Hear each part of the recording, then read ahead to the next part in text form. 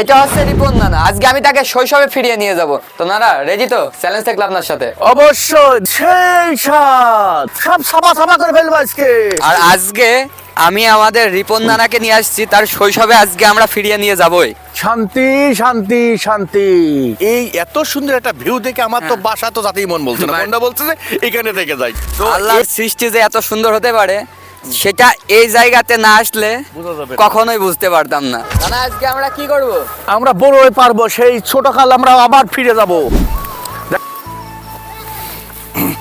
নানা তোলে এই যে এই যে দেন খাপ। দেখাপ।